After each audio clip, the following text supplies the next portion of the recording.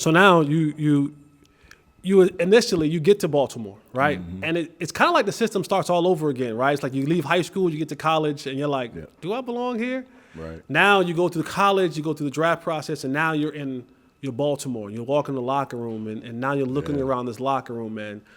I want you to name, because I want you. You walk into this locker room, and this is like.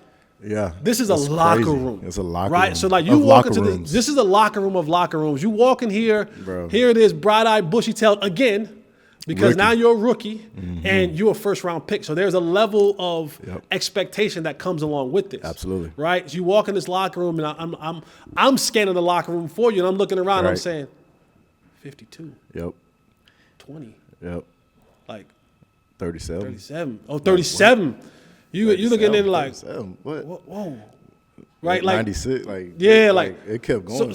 And the names and the numbers that I'm naming 5'5", right? So the names that you're talking about is Ray Lewis. Yep. This is Ed Reed. That's right. This is Terrell Suggs. Deion Sanders. This is prime. This is Jonathan Ogden. Jonathan Ogden. Oh, forgot Jonathan Ogden. Right. Like you got. Absolutely. Is Nada there? Not yet. Not yet. Right? Not yet. But I mean, you're talking about. It was Bart was in that, like before he was Bart. This is 5 Hall of Famers in there, right? Like you're looking around, you're saying like this is, like what are you feeling at that moment? Samari, Dale Carter, we were so deep. But it was, I was so like I don't feel like too much to me because it's like when it comes to football, it's just ball. Like I don't, I didn't really get that. Really until the first game where we played on I think it was a Sunday night or a Monday night game where that energy was real and Ray did his thing and that I felt that. Right. Everything before that was like I'm starting and I'm here to do whatever I gotta do as a receiver to help us win ball games. I'm on business, like strictly business. And so I mean, if we go back and look at the film in training camp, I'm pretty sure they're like, man, this kid, he really got it like that. Like, right. And then I didn't miss nothing. Our playbooks were so, I was one of the kids that was just like, man, this playbook is there anything else? Can we add to this? Like, why don't we call out of, like, let's check out of this stuff. Like, because I was a quarterback. I was also an engineer mind. And so playbooks for me, I could pick them up like cake. And so it was fun that to see them respect the fact that, man, this kid he's serious. Like he studies, he knows his shit, and he makes it happen. Like I was making plays in training camp and ended up starting that year, which was it was a great year.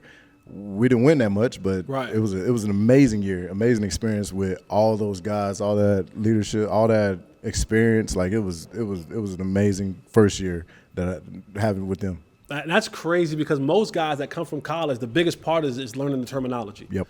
It's coming to the league, and now you're going from college where a lot of times it was more simplistic in the play calling, and then you get to the league, and now it's the sentence is a paragraph. Absolutely. Right? It's there's hots, there's sights, there's motions, there's checks and all that kind of stuff. And you're like, wait, hold on, we didn't do this. We didn't do this 5 months ago. Like we didn't do this. We didn't do this 5 months ago.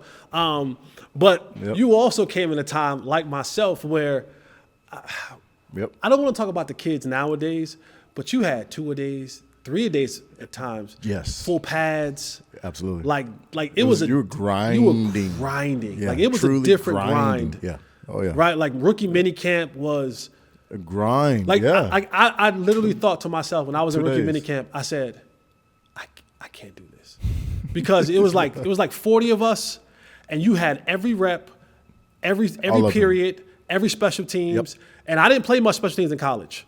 So so I'm like, yeah, you on the kickoff. I'm like, kickoff? Dang. They're like, oh, we punt. Oh, you a big time like that? Yeah, right. I was on special teams. I was on everything. No, I wasn't. You wasn't on? No. Okay. You were about that life? No, they wasn't. They knew not to put me out there. I was like, listen, brother, y'all brought me here to catch football. That's it. I'm not running down on bro, nothing. I was always looking to knock somebody out. No, I didn't want no. Like I didn't want no contact. I was like that. Like I didn't want no contact. That was crazy. No. I was like, I'm gonna stand over here. Yeah. I'm gonna be pretty. That's funny. I'm gonna be clean. My uniform gonna be looking nice. My socks gonna be looking good. No. Yeah. And then you get to the league and it's like, yeah, you got that UL5. gunner. You the gunner. You L5. Yeah, I'm L5. 5. Yeah, you almost in. Yeah, you in the mix, bro. You PP. You the wing. Yeah, yeah. Wait, what? Yeah. I'm on the wing. I'm looking at Jude out there. And I'm like, right. He's a D tackle. That's right. Like, I'm like, Coach, how do I? He's like, you better figure it out. I'm like, drop your ass, son. I'm like, come on. Yeah. I'm like, this is not. This. He's like, you got to hold him up for 2 seconds. The punt will be. It'll be away in 2 seconds. And I'm just like, you got to just eat that sometimes. You know what I mean? That's right. But that's you know, because I was thinking about. I'm like, man, when you get to a space like that, when you think about Ed Reed and Ray Lewis and those guys, like those dudes were really big on the importance of the little things when it comes to the game, the studying, the film, all that kind of stuff. So that wasn't a hard huge. thing. I got to soak. It wasn't hard, but it also made those conversations great. So I got to soak a lot of from Ed. Yeah. And Prime, like, you know, hey, what are you seeing on this? Like, we had this. I saw you do that. How, like, what was you looking at? Right. Like, what was you thinking? And a lot of that played into making the game like so simple. I mean, one time, like training camp, Chris McAllister, there's a name. He covers me on the post corner, and I'm running this route, and I'm 4 steps, and I'm going 4 steps, post, bow, come out tight, and he's sitting outside. I was like, how? Like, right. He's like, bro, the quarterback never raised his shoulders. I knew you wasn't going deep, and I knew it. He's like, your quarterback never raised his shoulders. I was like, that's insane. He didn't look at me. Like, he didn't look at me, and he covered me, and I thought that was incredible. I'd never seen that in my life or knew that could even be done. Right. He's like, I'm not looking at you, but I can feel you. Right. I'm watching him and feeling you, and when he don't give me what I'm looking for, I ain't going nowhere. Man, that's straight up. Like, that's the information. Mind blown. So now, who's your guy? Like in the locker room, you come in, you're one of the young guys. Like, so who is? Because everybody has a locker room. You got your guy. Like, this is who I eat with every day. This is who I kick it with. This is who practice. Your dude. Yeah. Like, who was your dude in the locker room? Yeah, my dude was Daniel Wilcox. Okay. Shawty. Yeah. He was a tight end from Georgia, and bro, we just connected. That was my guy. Like, I don't know, we just connected. We like guys, and you know, he took care of him. He was there. He was that was probably his third year in or so. So fairly close, and he was just kind of like a big bro to me. What was the difficult part of because they're like, are you this new atmosphere? You're in Physical. Baltimore now. The physicalness. It was the physical. Yeah, the physicality. So I'm a grinder, and I work. So actually, one of the coaches told me as the season was going, he was like you ain't gonna be able to work that hard. You need to chill out, or you ain't gonna make it. But I tried, and I was like, I could put in a little extra. Like, I would just do a little extra.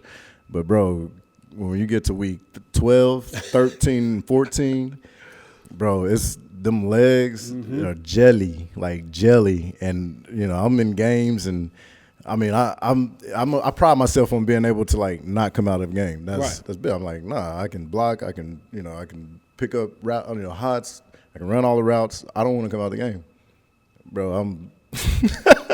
Dude, I had a tap. I'm head tapping all day, like, let's go. Bro, that's a whole nother beast, because those games are different. The physicality is just different, and I don't know. I'm like, man, it's not like that much bigger and faster or not. We all like got it, but no, it's just a whole nother animal at that level. I think it's mental, which makes you work a little bit different physically. Right. It was the physical part got me my rookie year for sure. Who was the one guy in the locker room you was like, not effing with him? Like, steer clear away from him. Don't want no smoke dealing with that joker. Bart Scott. No, Bart Scott was a beat. He was hilarious, but he was you just know, don't mess with Bart. Like, Bart will he'll mess you up. Favorite teammate of all time? Ed Reed. Ed. Just fun, down to earth, and ridiculously smart. Just knows everything. He knows defense, special teams. Like, Ed Reed.